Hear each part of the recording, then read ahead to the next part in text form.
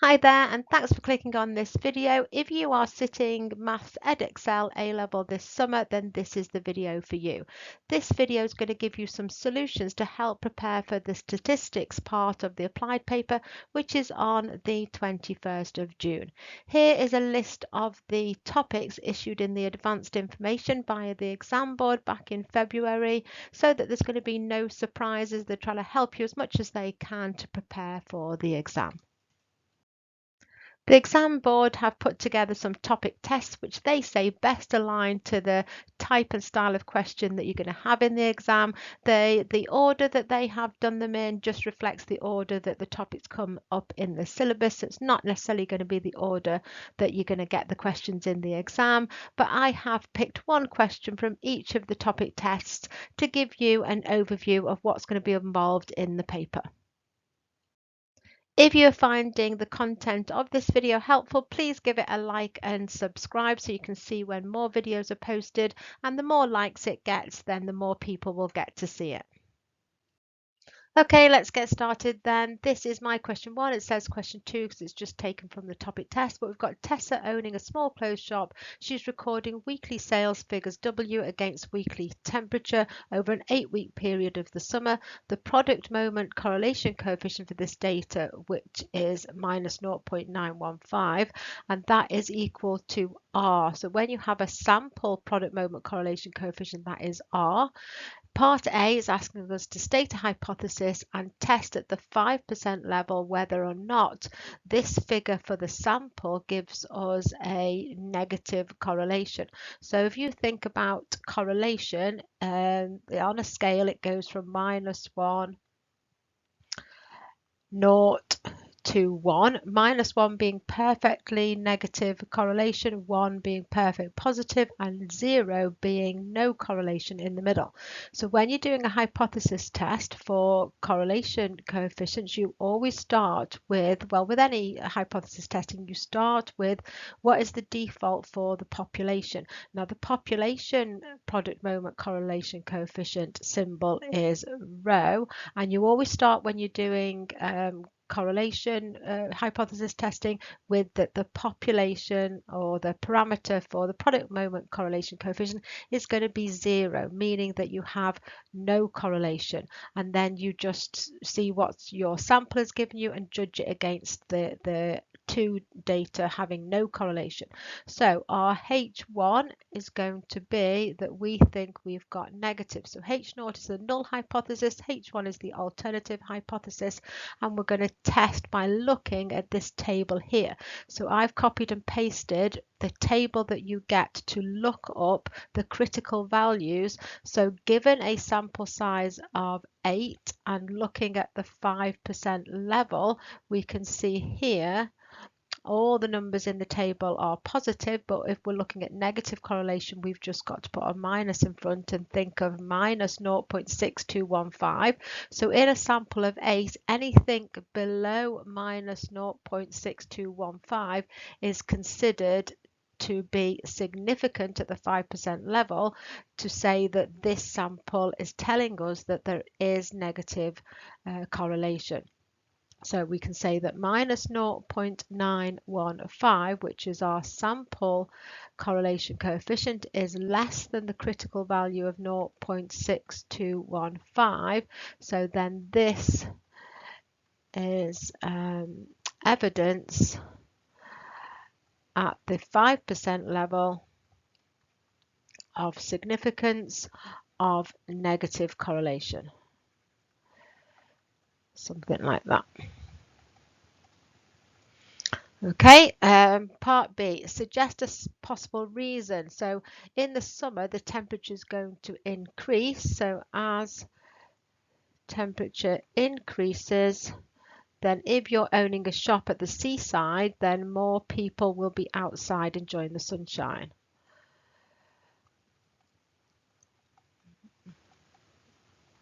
And they will not be in the shops. something like that. Maybe they're all on the beach and not in the shops. So next part, Tessa suggests that linear regression could be used to model this data state, giving a reason whether or not the correlation coefficient is consistent with her suggestion.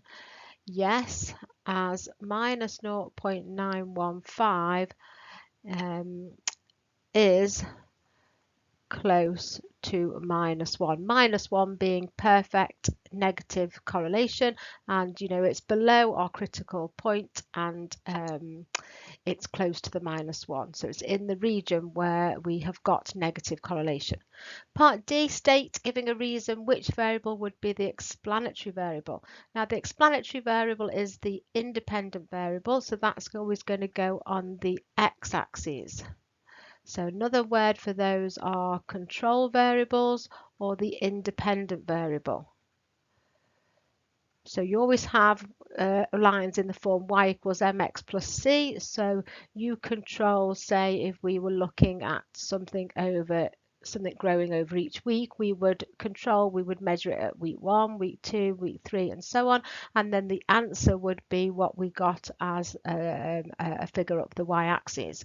So in this case, when we're looking at temperature against weekly sales, we can't control either of them, as it were, but which one depends on which? Well, the temperature doesn't depend on the weekly sales figure, but the weekly sales figure does or may depend on the temperature. So the explanatory variable is going to be the temperature. Okay, next part, Tessa calculated that the linear regression equation W on T is this here, given interpretation of the gradient. So this is, the W is in the Y position if we were doing a regression line Y on X, and T is in the X position. Now, normally we have Y equals mx plus c with the gradient first, but when you're doing regression, you have the gradient there as the second term. The gradient is minus 171. It's always the coefficient in front of the variable. So the gradient is equal to minus 171. Now, when you're looking at gradient, you're looking at the difference in the y's over the difference in the x, or the rise over the run. When you've just got a number, you can always put a 1 underneath. So this is telling us that for every 1 degree increase in the temperature, because the 1 will be on the x-axis, then the sale figures go down by £171. So every increase in temperature by 1 degree, then weekly sales figures will go down by £171. Okay, next we've got a box plot question, and we've got part of the box plot filled in, and we've just got to fill in the rest. So at the start of the box here, we've got the lower quartile, which reading off here is 19.4. We've got the median here, which is Q2, which looks like it's 23.6, and then we've got the upper quartile here at 26.6, which is telling me that the interquartile range is the upper quartile minus the lower quartile. So we do 26.6 take away 19.4, that's going to give us 7.2. Now any outliers are 1.5 below Q1, which is the lower quartile. So if we do 19.4 take away 1.5 times 7.2, that gives us that anything below 8.6 is going to be an outlier. And then if we look at the top end, we've got the upper quartile 26.6 plus 1.5 times the interquartile range, then anything above 37.4 will be an outlier. So we've got some temperatures to go on the box plot. 7.6 is going to be an outlier, so that is going to be there. The 8.1 is also an outlier, and then the 9.1 is our next lowest value. So that is not an outlier. So you've got two choices where you want to draw your whiskers to. You can go to the bottom value, which will cut off any outliers, 8.6, or you can go to the next one along 9.1, which is in the data. So I think I'll go there. You go in the middle there, and then you'll do your whisker all the way to the box plot. And then at the upper level, anything above 37.4, but the highest value is 32.5. So we haven't got any outliers at the upper section. So 32.5 is just going to go in the middle there. Obviously use a ruler to do these in the exam, and that is our box plot. Part B is asking us to use our knowledge of the large data set to suggest which month the two outliers that we've just plotted on the box plot have come from. So I've pasted in here a couple of slides from the Dr. Frost PowerPoint, which is quite a useful PowerPoint to have a look at before you do the exam. It's got lots of information about what you should roughly know. You do need to know where the locations are of the 5 weather stations that all the data comes from in the large data set, as well as the 3 international ones, and when the data was recorded. It's recorded between May and October in those 2 different years, and in Beijing the temperature ranges from 8 to 33. So our temperatures that we've plotted on the box plot are at the lower end, and it's in October that we have the lower temperatures for Beijing. So the answer to this for part B is going to be October. Okay, on to the next section of this question, part C. We've got Simon, who's produced some summary statistics for the mean air temperature for Beijing. He's done 184 items, and the sum of the x's is 4153.6 and SXX 4952.906. Now this quantity here, SXX, we don't use it that much now because we've got our calculators, but it is used to calculate the product moment correlation coefficient, but we do it all on our calculator now. But on the formula book there is how to calculate SXX, and you can see from this section here it is taking the mean away from all the x's and squaring it. That is part of the sum that we do to calculate variance. All we do from that calculation is divide by n to get variance. So variance will be our 4952.906 divided by n, 184, and then standard deviation is the square root of that.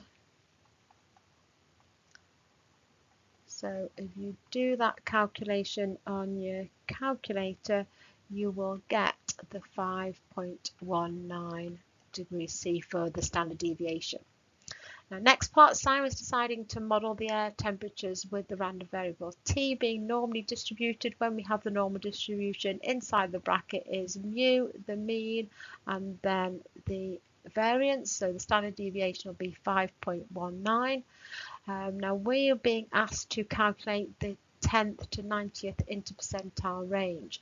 So if we draw a normal curve, we've got a mean here of 22.6, a spread of 5.19 with the standard deviation, and we are being asked to find the 90th to 10th percentile range. So that's symmetrically either side of the mean. This bit here will be 0.1, and this here will be 0.1, the area. And we want to find these values here, which are 10% into the data and 10% back. Now we're not going to be able to do that with the 22.6. We're going to have to use the standardized normal, which has a mu of 0 and a standard deviation of 1. And if we go into the same equivalent places on the standard normal, the Z normal, then this section here will be the same, 0.1, which will mean that the rest of the area under the curve is 0.9. If we do inverse normal of 0.9, we will get a Z value here of 1.28, and then using the symmetry, the Z value on the other side, the lower one, will be minus 1.28. We're going to use both of those values to find what the equivalent place is on our T normal. So the formula for Z is that Z is equal to X minus mu all over sigma. So we do 1.28 is equal to our X minus the 22.6 all over our 5.19. Just cross multiply, that will give us that X value is going to be 29.2432, which is equivalent to this point here, 29.2432. And then if we do the minus 1.28, that's going to be the same formula, X minus 22.6 over the 5.19, and that value will be that X is 15.9568, so that will be equivalent to this place here, 15.9568. And to find the interpercentile range, you just need to take them away from each other. So the interpercentile range was the 29.2432 minus the 15.9568, which comes out to be 13.323 significant figures. So that's part D, 13.3. Now, next part, Simon wants to model another variable from the large data set using the normal distribution. State two variables from the large data set for Beijing which are not suitable. So I've just cut and pasted in here a section from the Beijing large data set spreadsheet, and this is the wind speed column on the Beaufort conversion scale, and you can see it's all word data. So wind speed will not be able to be used, you can't, not suitable to apply a normal model because it is qualitative data, that's word data, so you can't use that one. And then the other one will be rainfall, as it is not symmetric.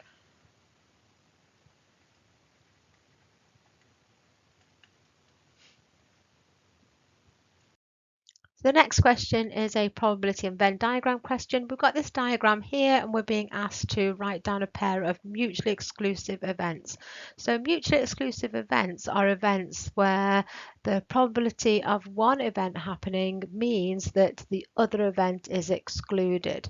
So if we had a Venn diagram, then the two circles wouldn't overlap. You can't have one event happening means the other one can't. So it's like in a pack of cards, what's the probability of being an ace or a king? You can't have an ace and a king, so they would be mutually exclusive. But if we had an ace and a heart, then there is an overlap. They are not mutually exclusive because you can be both an ace and a heart. So mutually exclusive events are where there's no overlap. So in this case, it is going to be A and C. Given that the probability of B is 0.4, find the probability of P. Well, B is all these three probabilities added together. That adds to 0.4. So P is going to equal 0.4 and just take the other ones away.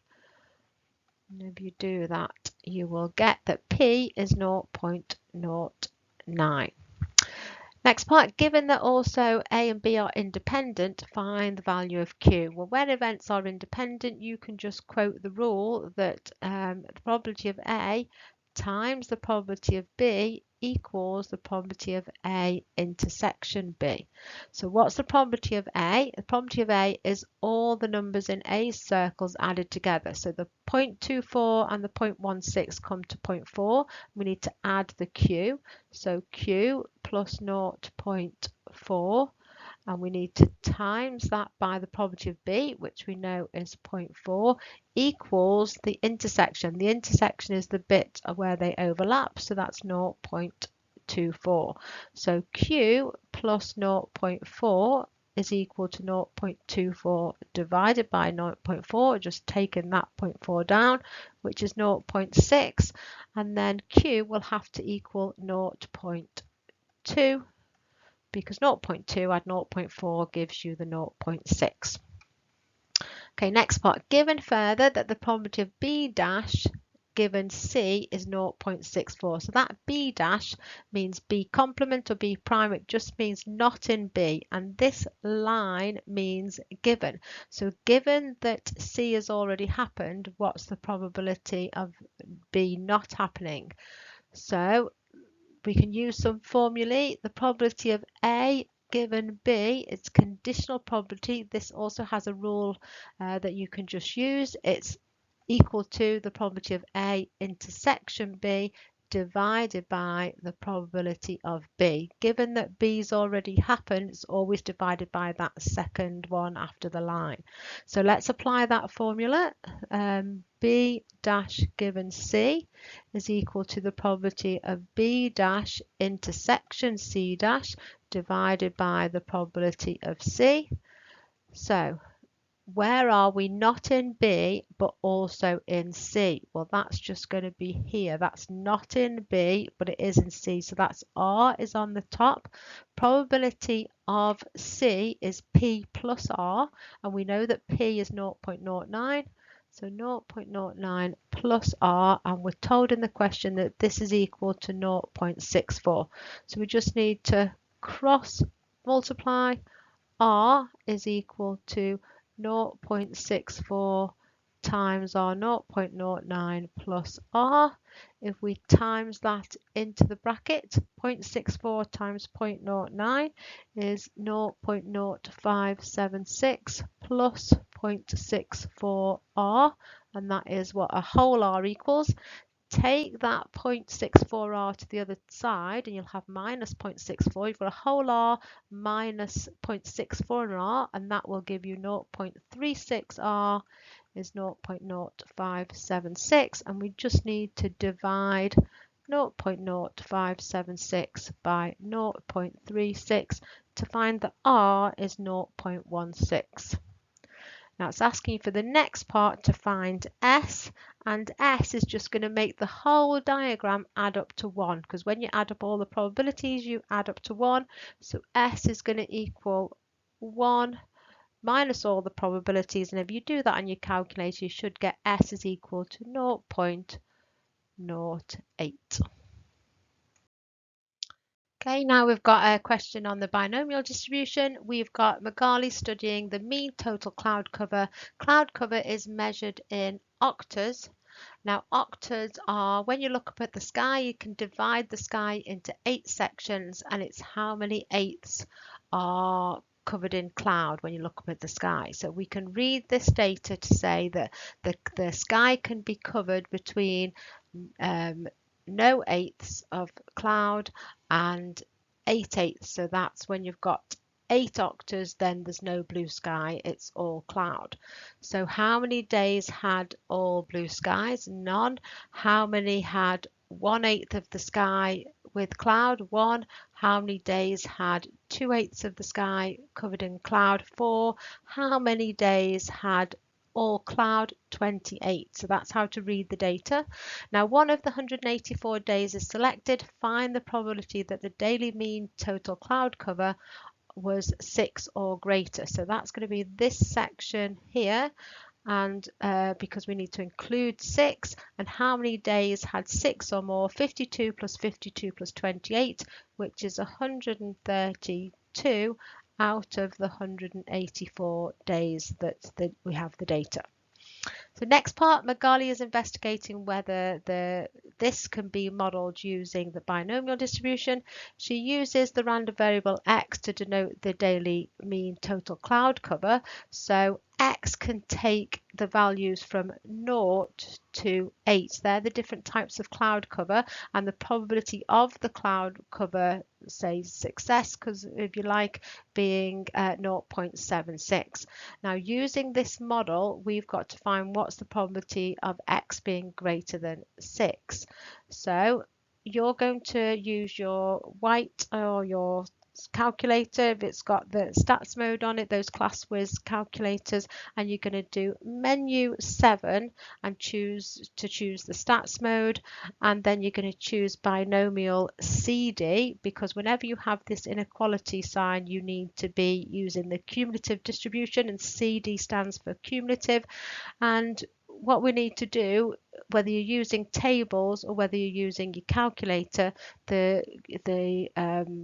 it's accumulated from below up to 6. So if we want the probability of x being greater than or equal to 6, our calculator on the tables, we must do 1 minus what we don't want, which is x being less than or equal to 5. So equals 1 minus. Now if you key in that n is 8, and p is 0.76, and we want x being 5, we'll get 1 minus 0.2967, which is 0.7033. Okay, next part, find to one decimal place the expected number of days in a sample of 184 with a daily mean total cloud cover of 7. So it's of exactly 7. So we're using the model to find what's the probability that x is equal to 7. So this time you're not using binomial CD, you're using binomial PD. So that's on the first sort of screen when you're using your calculator. And what's the probability of x equaling to 7 is going to be 0.2811. Now that's a cloud cover of 7 just for one day. So what we need to do is multiply that by 184 to see what fraction of the 184 days will have a cloud cover of equal to 7, and that comes to 51.73. So the expected number of days would be 52 days. Next, we're being asked to look at whether the model supports what's actually gone on with the data. So the data told us that 52 days had cloud cover 7, and the model told us that we expected, the model predicted an expected value of 51.7385 days. So these values are close. So that is telling us that the model is supporting what's actually happened in the data. So it's a good model. Next, we're being told that out of the 28 days that had total cloud cover of 8, they looked at the following day, and the following day, this is the data that of the cloud cover of the following day, given that the day before was total cloud cover. So find the proportion now of these days that had a cloud cover of 6 or greater. So again, we're just looking at this section of the table, and that's going to be 23 out of 28. And when you work that out as a decimal, it comes to 0.8214. Now part E, comment on whether the model is going to be good to once we've had a cloudy day to give us predictions for the next day. Well, it's not going to be good because the model predicts the probability of x being bigger or equal to 6 to be 0.7033. So this is showing us that there's more likely to have higher cloud cover the next day if the day before had high cloud cover. So it's looking like the cloud cover is dependent on what's gone on the day before, and that just makes sense with the fact that when the weather's bad, it's usually, you know, can continue on for the next day. Okay, next question is on the normal distribution. We've got a machine putting liquid into bottles of perfume, and it's normally distributed with a mean of 25 millilitres in each bottle. So D is normally distributed, the mean goes there 25, and we don't know the variance, but it tells us here that 15% of the bottles contain less than 24.63. So if we draw our normal curve, we've got a mean of 25 in the middle, we've got our 24.63, and we're being told that 15%, so this area here represents 15% of the bottles being less than the 24.63. Now we are going to transform onto the standard normal, which has a mean of 0 and standard deviation of 0, and find the equivalent Z value here that has the same proportion of the curve being that area there, 15%. And what we do here is we do inverse normal on our calculator, so in the stats mode, so menu 7, and then do inverse normal of 0.15. That gives you a Z value of minus 1.036. Now we can use our formula for Z. Z is equal to x minus mu all over sigma, and we've got minus 1.036.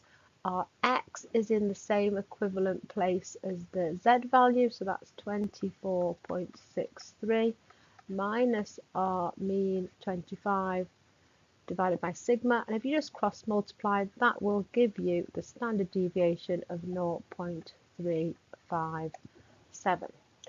So now we can use this information to work out part A, because we're being told that when we look at our normal curve, the probability of being between 24.63 and some value k, this area here is 0.45.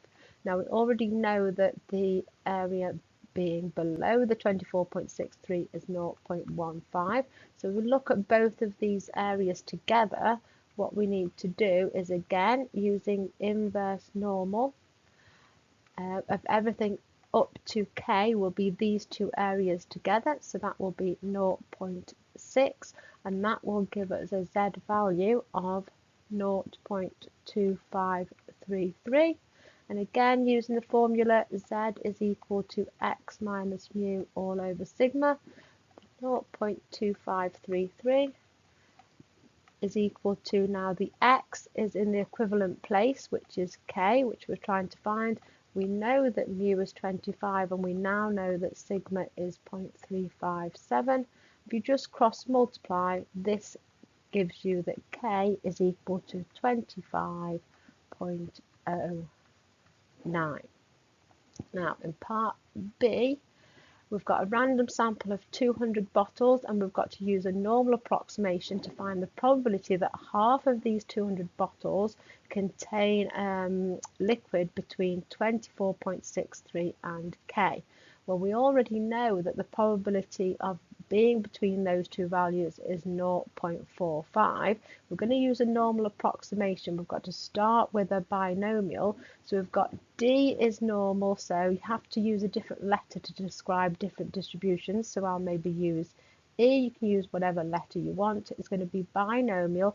We've got a sample of 200, and the probability of being in the region we want is 0.45. And we've got to approximate this to a normal distribution, so maybe A, B, C, D, E, I'll call it F.